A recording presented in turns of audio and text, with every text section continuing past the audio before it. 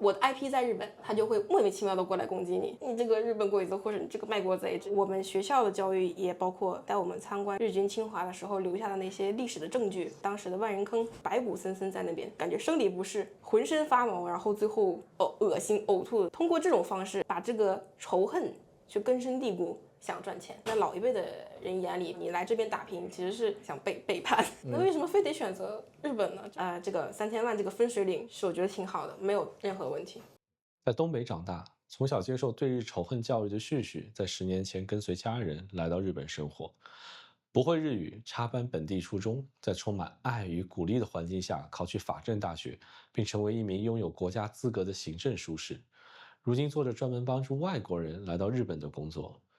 从被迫恨到主动爱，这期间究竟发生了什么？让我们一起走进本期嘉宾旭旭的对话。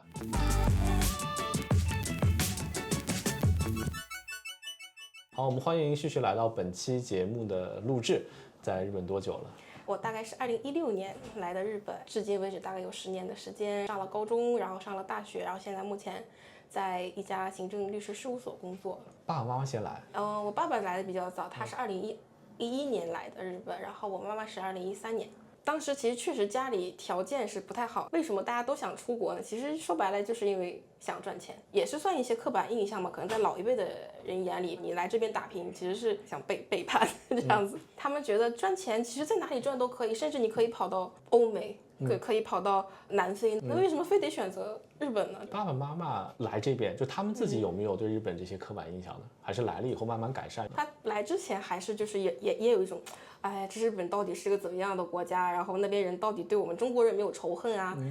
我到这边能不能就是生存啊？这肯定还是有这些焦虑的，怀着一些忐忑的心情，然后我爸爸先过去。我还记得我爸爸当时跟我说的就是说，他在这边待了1周，就想回去，然后每天基本上1盒烟到2盒烟这样，就最后哭着跟我妈说，不行，我一定要把你带过来，也是为了挣钱过来嘛。拿到了第1桶金。大概当时是40万日元，当时就激动的不得了啊！能挣这么多钱，就是这个钱在中国，在我家乡根本是想象不到的事情。是纯靠工作挣的钱。我爸爸是厨师，在中华料理店当厨师长，9点开始到晚上的后半夜的1、2点才下班。比起觉得累的，更觉得竟然能在这边挣到这么多钱，我肯定能在这边站稳脚跟，想办法把我家庭带到一个好的地方。那你怎么没跟着一起来呢？可能我出生的那个地方对日本这个国家可能意见比较大一点。当时我妈妈说，第一次提出来想把我带来日本的时候，遭到了我奶奶和爷爷的极力反对。但是呢，作为一个母亲，想把自己孩子带到身边来是一个很正常的事情。我比较小的时候呢，也就是接受了这种仇恨教育嘛，然后可能觉得对日本这个国家就是感觉不太好。也不想去，也没有说意愿想要去看看这个国家，于是就一直就拖到了我爷爷身体不好，我爷爷因为癌症住院，不久之后就去世了。当时的情况是只有我奶奶带我一个人，就是感觉非常的累。大家讨论一下，就是先放下刻板印象，先过来日本看一下怎么样了。然后我就通过探亲签证先到日本去简单的体验了一下这边的环境，发现其实还可以，甚至哪怕语言不通，然后也交到了一些日本朋友，所以我在2016年的时候最终来到日本定居了。搬过来之前，你实际上有通过探亲签证过来，先了解一下。是，所以说是从那个时候感觉到日本好像没有小时候接受的那些教育中那么可怕。是的，而且我从日本回到国内的时候，有一件事情让我比较记忆深刻，并且就是改观我一整个就是想法。从日本回国内的第一次回到国内的时候，中学班主任找到我谈话，也不是说因为我学习怎么样，就是说可能因为我爸妈在日本，而且我爸妈不在我身边结束这次谈话之后呢，我当时的好朋友女孩子找到我之后，她说谁谁老师班主任不让我跟你在一起玩。我说为什么？当时就很不解。他说班主任说你爸妈又在日本，也不管你，你就是一个没人管的孩子。当时比起气愤吧，更觉得有点就是孤独吧，因为毕竟最好的朋友呢被班主任老师这么一说，所以他就有意无意的跟我去保持距离。当时我觉得我不想在这儿了，我想回我爸妈身边，要重新学日语。我知道我要重新去适应环境，但是从那个时候开始，可能是想去拼一下。站在我的角度来看啊，我觉得那个班主任说出这种事情，可能是比较有损师德的一件事儿。你之后来日本读高中，对比一下，比如说日本的老师跟你初中或者小学的老师，就中日两地的这个教育的差距主要在哪里？中国教育有中国教育的好处，它的水平整体学生的水平学习能力水平要比日本这边其实要高出一个度。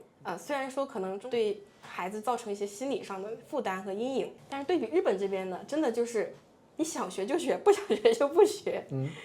我当时找的班主任说，我说我要考日本的大学，我没有接受从初中之前的教育，我是一直在中国上的。我比较担心是我只有高中这3年的这个学习经验，我能否去考上日本的重点大学？我的班主任跟我说凡事都可以先试一下，我们不一定非得考虑说一定要进什么东大、进早稻田这样，我们先考虑你想学什么，你真正想干什么。我觉得这点跟国内的老师其实差别在于，国内老师说你肯定要往重点考，你学习好，或者是你有能力，你一定要往这边考。但是日本老师会鼓励说，你其实不考也没有关系。比如说我的兴趣是语言的话，那就去一个语言比较强的有语言专门的这样一个大学，大学有4年可以学自己想学的东西，而不是说我一定要出人头地，我一定要找个好工作，我一定要怎么样，这个想太远了。于是呢，我的老师就把比如说语言类的大学给我整理好了，去那个 Open Campus 去感受一下那边的学习环境。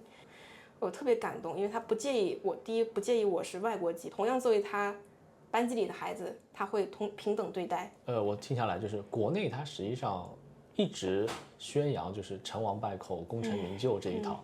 那日本可能就是，你当一个普通人也很好，或者你去干你想干的事情就行了。那我想了解一下，后来结果怎么样？有没有上到一个自己梦想中的大学？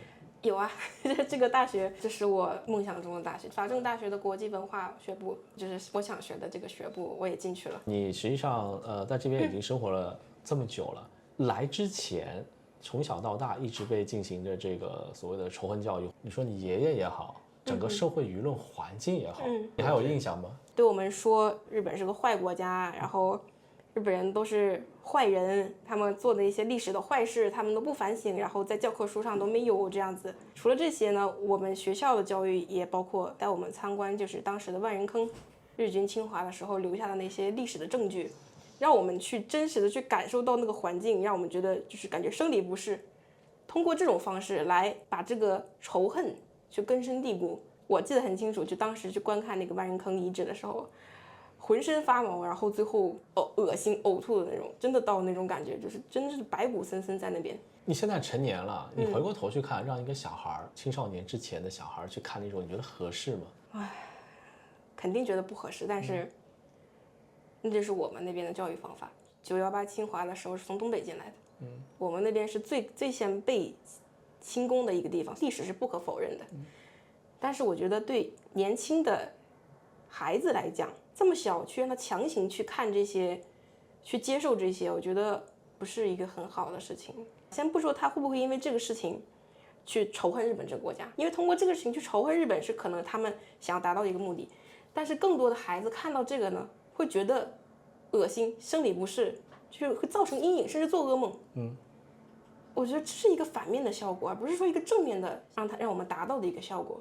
爷爷奶奶那辈儿告诉我说，必须仇恨日本，也没有原因，也没有任何原因，就是日本坏，日本人坏，不能相信日本人。那爷爷奶奶跟你说的时候，你没有觉得逻辑上都不通吗？他现实生活中可能这辈子也不认识一个日本人，他应该也没来过日本，那他就一直在跟你说日本的种种负面的东西，这不是一件很可笑的一个事儿？你有没有质疑过这些事儿呢？每个人的想法不一样，也不太愿意干涉他们的想法，那么我也不希望他们干涉我的想法，因为可能我觉得是我爷爷当过兵，是退役老兵，平常也喜欢看一点抗战片。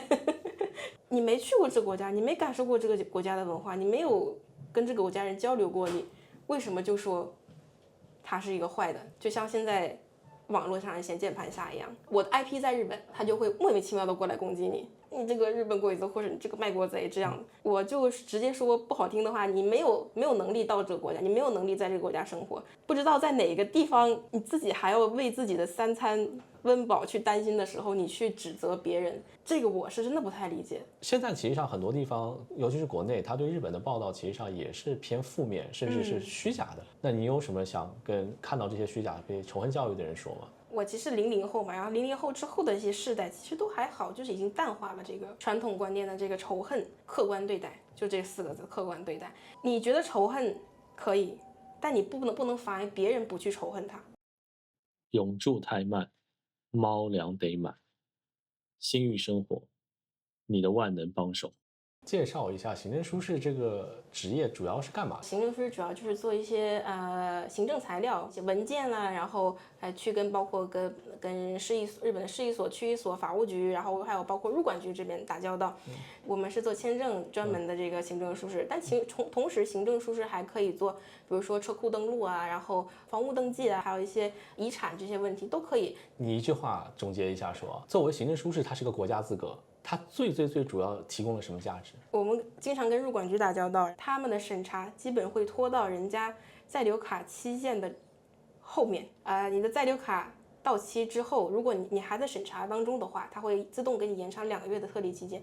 为什么要设置这个特例期间？就是因为他们完全处理不过来，案子多是一方面，而案子的复杂程度需要审查，然后还要去追加材料，它的审查期间会比想象的多了70%到80%的这种。看不见的这个审查期间，我们的工作就是让他尽可能不要追加材料。你站在你的本职的这个，因为你们肯定看过各种各样的案例嘛，我们就说经营签好了，你觉得3000万这个数字合理吗？其实我觉得很合理。简单来讲，经营管理签证的认定，去年9月、10月份改革新的基准，第一是算一个分水岭，可以把一些其实并不想真正过来经营公司的人，给他排除在外。写材料的时候，要跟入管局把你的事业计划书交到中小型企业诊断室那边去进行一个诊断，是他想让你保证你3年之内，你拿这个3000万过来，你要把3年之内把这3000万给挣出来。你不仅得有3000万，你还得过来会开公司，你还得真正的去履行这个经营管理签证的责任。所以我觉得这个3000万这个分水岭是我觉得挺好的，没有任何问题。我们之前其实上有一期的嘉宾，他说他是派遣公司的，他连跟了4年还是5年，他都是1年签证。后来呢，他因为结婚买房了，要生小孩了，他给入管局写了一个长信，2-3千个字吧，然后呢，入管局给他批了3年，然后呢，他之后因为有3年，他就可以申请入籍，然后现在快入籍了。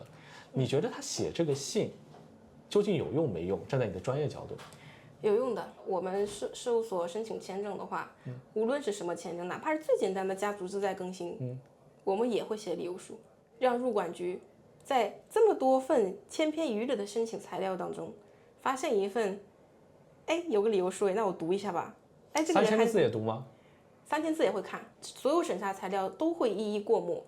他哪怕说快速的翻过去，那也是你理由书在上面，你是有一个诚意在上面的。我觉得这个写是很有必要的，因为对面也是人工，它不是 AI，所以说你要表现出这个诚意。那我们今天就最后一个住在日本的理由，主要还是习惯了这边的日本的生活方式吧。高中到大学，包括到工作，一直在日本居住，国内的变化真的是天翻地覆。只有一直在国内住，才能去习惯这种生活方式，就已经习惯了，就已经习惯了。自己还会想象自己以后回中国或者回老家东北那边生活吗？会啊，因为其实，在东京这边待了10年左右，我说实话，我不喜欢东京，不喜欢，因为我是一个生活比较慢节奏的人。如果有机会，如果有可以的话，我要么去日本其他地方去看一看。如果等我或许以后年龄大了，陪我爸妈在老家东北生活也是一件不错的事情。我没有特别想要一个身份，因为我不想被它束缚。如果我要拿永住的话，我还要继续努力工作，然后我继续把我的年收提高到这么一个档次，这样太束缚我了。我就现在现在是一个最舒服的状态。规划的话，至少还要等1年半，1年左右。永住的话1年半，这期间发生什么谁也说不准。万一有一天我说我在这边已经待够了，我要回国。所以搞了半天，还不如工签来的安稳。有工作就有工作就有签证呗，就能待。哪怕回国了，我待一段时间，我待个3-5年，我还是觉得日本好，那我再工签回来。我不想去想太远。那我们就感谢今天的录制。战争固然残酷，但期间也不乏充满人性之善的故事。前几期嘉宾金先生的父亲就在侵华战争期间救助了一名日本兵。让我们接着看金先生的传奇故事。